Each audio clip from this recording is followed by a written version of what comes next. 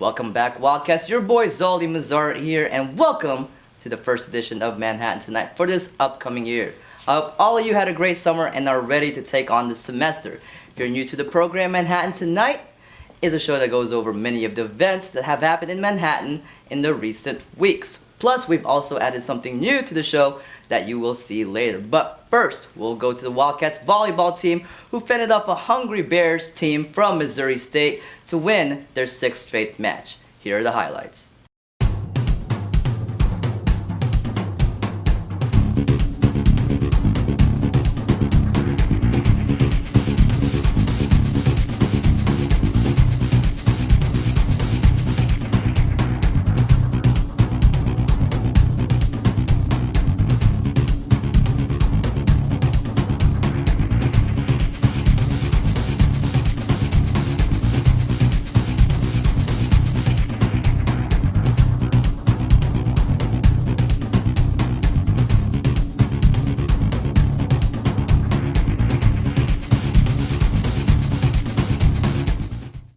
Next up is for all of you electronic music lovers who love dubstep. Musician Lindsey Stirling came to visit Manhattan this weekend and used a classical instrument to make some pretty sweet beats. Check this out.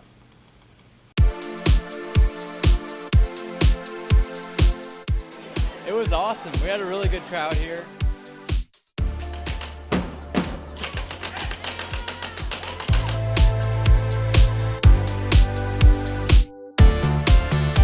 Having a show where everybody's standing up and it's so crammed in there really changes how the show feels.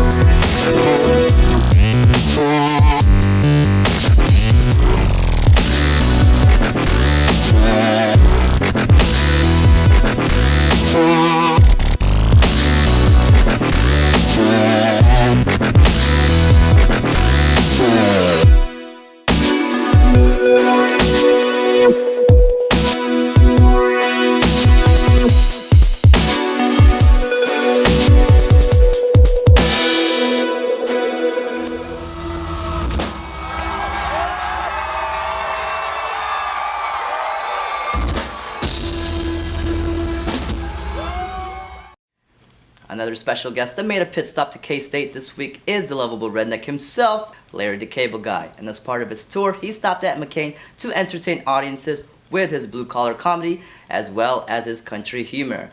Check out how Larry got her done and had the audience laughing off their seats. 4 o'clock show. I appreciate y'all coming out and seeing me instead of watching the Chiefs. I appreciate that. So thank you so much. Probably get more laughs doing that. Boy, but thanks for having me. It's nice I could come class this place up a little bit for you. So, I just in Fort Bragg.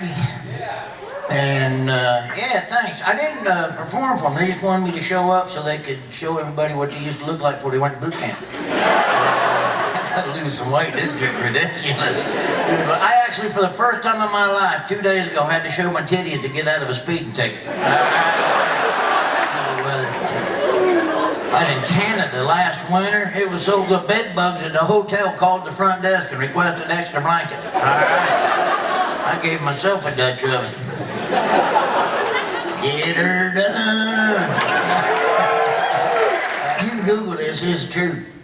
This is how they say get her done in China. That's true. Remember when I first did that? First thing I ever sold was Get Her Done rubbers. I remember that. 3 sizes. Get her, and get her done. I had 3 sizes of them rubbers. All right. They're not all funny, but they're in a row. All right. So I'm going for quantity, not quality. So thank you. Good night. Thank you so much for having me. Thank you. And lastly, we added a new segment to the show called Wildcat of the Week. This segment is where we feature a unique K-State student. This week we had sophomore Whitney Horn, who just published a novel called No Right Answers. we had our interview here in the studio. So joining me in the studio is Miss Whitney Horn, a sophomore at K-State, majoring in English and creative writing. This book, No Right Answers, which is her new published book, could you tell us a little bit more about it?